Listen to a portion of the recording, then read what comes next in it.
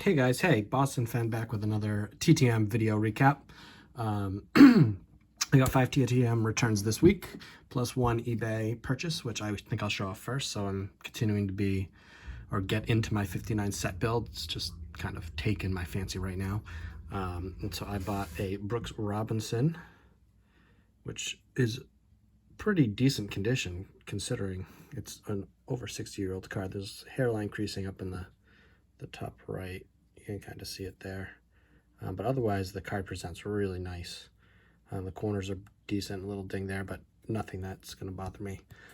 Number 439, the back is crisp. They have it listed for 13. That's about what I paid with tax, 13.80 or so. So I'm going to put it over here. So that's a nice ad. I'm slowly knocking off the Hall of Famers. That's the 5th Hall of Famer I've knocked off this year. And so then I have my 5 TTM returns. The first one I know because it's the only one that I sent of this kind. It's Hall of Fame goodness. You can see the yellow. It's a Hall of Fame plaque. And it is of 3-time Cy Young Award winner Jim Palmer. I realized that I didn't have a signed plaque of his in my collection. I do collect signed Hall of Fame plaques. I don't necessarily go out usually looking for them, but every now and then, just like the 59 set now, it catches my fancy. But I didn't have Palmer, and he signs regularly, so popped it in the mail, $10. Nice ad right there. Actually, let's give it a quick thing. Maybe this will be a thumbnail. Okay. Of course, I've gotten Palmer a number of times. $10 fee. He's very, very well worth it. He's got a lot of nice looking cards, but not having his Hall of Fame plaque in a collection where I have 20 or 30 different Hall of Fame plaques, I thought was criminal to my collection, so I sent it out. So I've got 4 that I don't know. First up of the 4 is Mark Grudzielanek. So Mark Grudzielanek had a 15-year big league career, mostly with the Expos and Dodgers. I remember him best from 1996 when he hit 306 and was an All-Star. You can see in the 97 Fleer, the All-Star insignia. That was the first year, I was a kid then, that I thought about voting for All-Star players based on how their season was going, versus I just want the stars playing. My friend's older brother was just like, make sure you vote for Mark Grudzielanek. He's having an awesome year. And I had no idea who the guy was, to be honest, in 96. But I voted for him and then looked him up when I got home in the paper because internet wasn't really that great.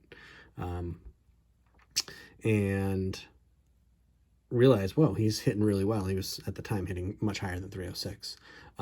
He also led the league with 54 doubles the next year, even though he wasn't an All-Star, which is a pretty crazy number. And so he signed 3 of 3, signed my 97 Flair. I used to collect this set. And then my trusty 01 Topps, the teal card. So that's a nice get. I sent to and got the 97 Flair signed by Grudzielanek back probably in 98 or 99 when I was collecting that set. Third TTM return is another 97 Fleer, Brian McRae. This is the first time I've gotten him. He's been signing recently, and this is the only card I could find of him. I know I have others somewhere. I mean, he was Junk Wax Central, but this is the only card I could find, so I sent 1, so it's a 1-of-1 return, brand new to my collection, and would be great if I was still collecting that 97 Fleer set.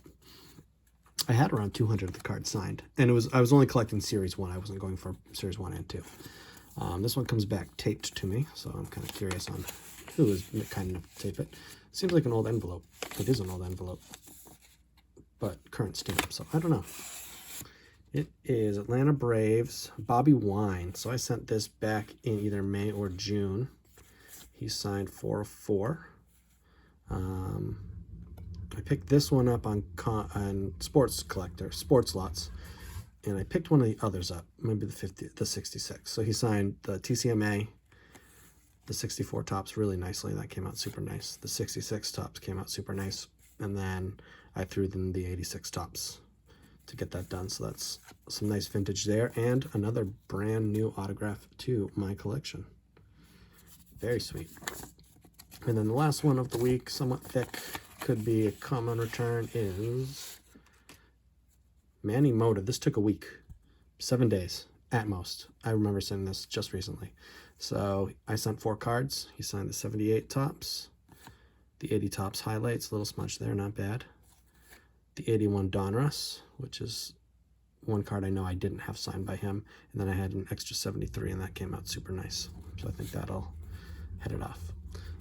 I've sent to Moda before. The last time I sent to him was 2019, I believe, so it's been a couple of years.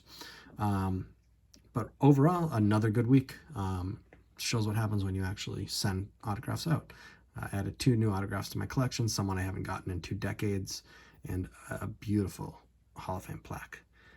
We'll turn it over so you can see him. Brooks can go to the side. Anyway, that's my week in collecting. I've been building a 59 top set webpage just to track what I have, so I'm going to post that in the description. I'd love it if you just checked it out. I have about 100 of the cards so far, so when you see it, as of right now, I've only uploaded 18 of them or 19 of them, so it's a work in progress. Basically, I have a spreadsheet with the full checklist, and when I get a card, I post a picture of the card in the checklist, so it becomes more interesting to look at as I add more cards. It's fairly sparse right now, but every day I'm adding a couple and whatnot. So I'd love it if you check it out. I may do it for my 74 set build as well, but one at a time. Let's just take one step at a time. I hope you enjoyed my video. I hope you learned something, maybe have an idea to send to one of these guys. If you need an address, feel free to email me. I'm happy to provide them through email. Just check out the email in the description.